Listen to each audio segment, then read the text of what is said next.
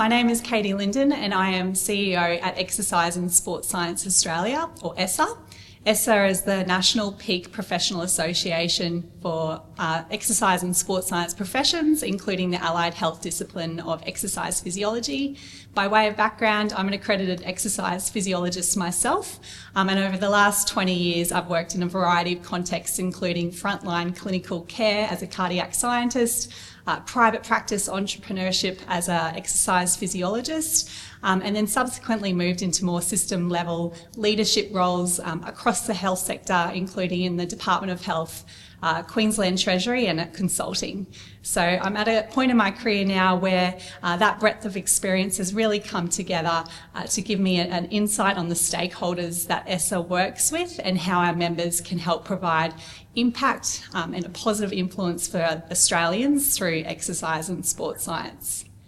A big turning point in my career was actually right at the beginning, where I made the decision upon graduating my undergraduate in exercise science to start a business, which was a big leap of faith at the time, but it resulted in a really fast runway of learning and professional development and expansion of my networks as I established a private practice in exercise physiology in Brisbane in Queensland. And through that experience, I worked closely with medical, nursing and allied health as part of multidisciplinary teams, but also had a rapid learning curve of what it means to run a successful allied health practice and the opportunities and challenges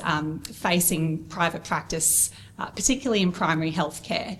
So after 5 years running a business, I made the decision, thinking longer term about my career, about the mentoring and professional development that I aspired to. So I decided to take a bit of a sidestep and worked as a cardiac scientist within a hospital and health setting in one of Australia's largest hospital and health services, Metro North in Brisbane. That was a real eye-opening experience because I am driven by making an impact on the health outcomes of patients, but it really opened my eyes to the system level impact that I could make. And by that I mean how we can help pull the levers of increasing access, equity and sustainable health services for Australians, particularly given the increasing demand and challenges we're facing demographically. So through my experience as a cardiac scientist, I delivered a variety of system innovation and clinical redesign projects, which really helped me take that step in my career to more of a leadership and systems level focus in the roles that I pursued.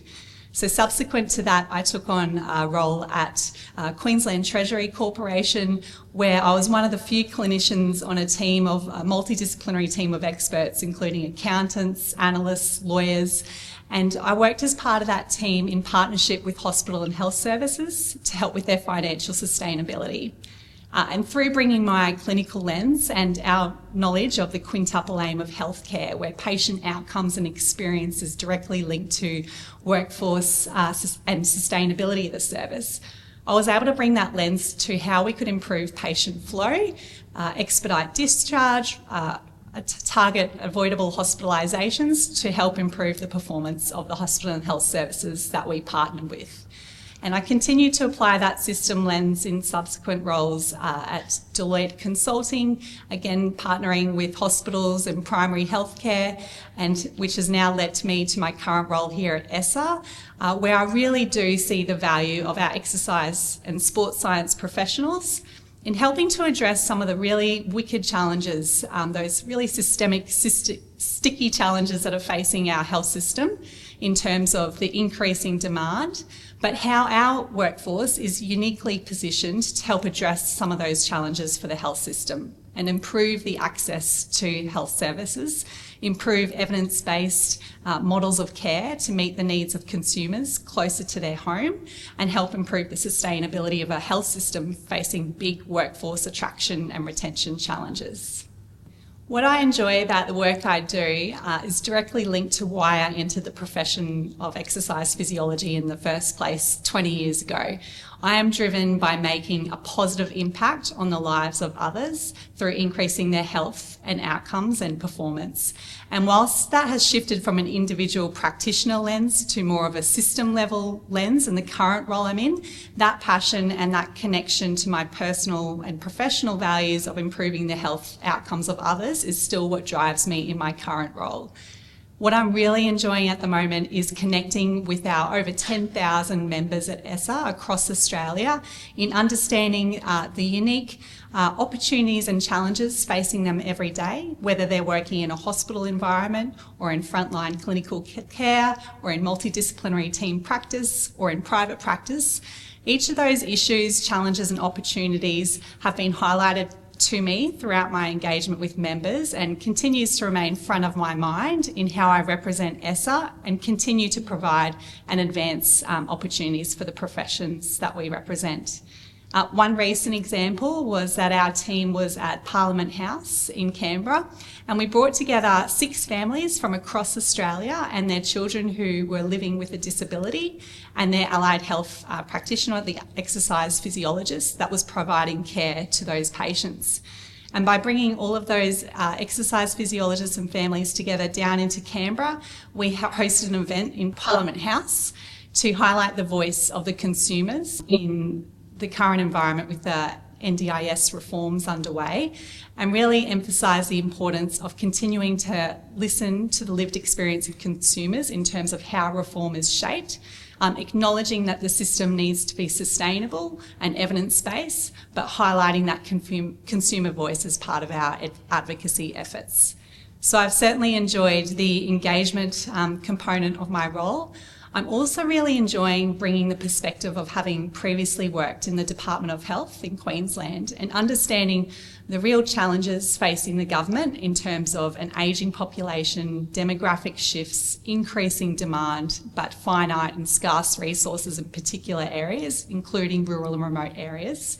And understanding that lens of government, but equally how we can help harness the collective skill set and availability of our workforce of accredited exercise physiologists right across Australia to help meet that demand and help meet those challenges for government into the future.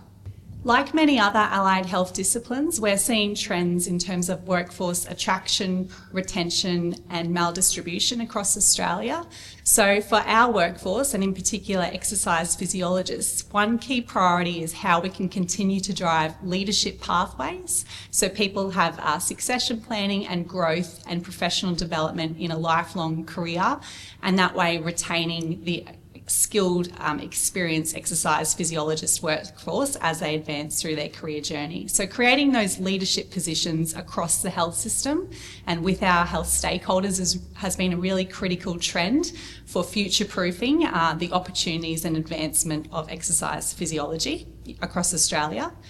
Another key trend that we're continuing to see is our members' real impact on evidence-based care for chronic disease management, prevention and early intervention for Australians. And that's ranging across a wide variety of conditions, including mental health, cancer, diabetes, cardiovascular care and obesity management. And we're really seeing our clinicians continuing to demonstrate evidence-based care and innovative models of care so that consumers, no matter where they live, can receive the exercise prescription and programming to help improve their health outcomes, but also help drive that self-management and behaviour change that's required to really embed those healthy lifestyle behaviours going forward as well.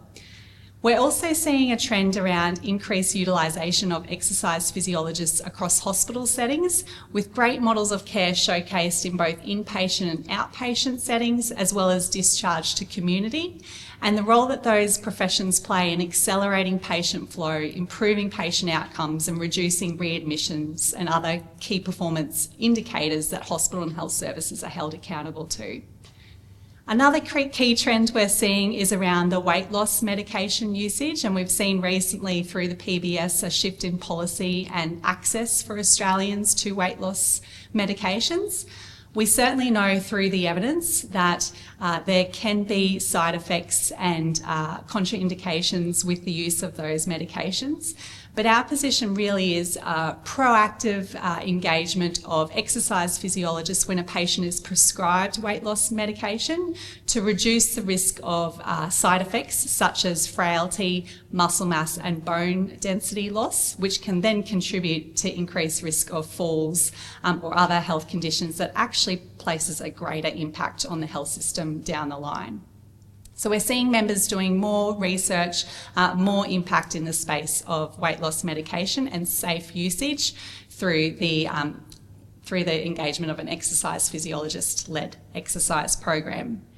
As a self-regulating allied health professional body, ESSA provides accreditation of university courses and also accreditation of practitioners,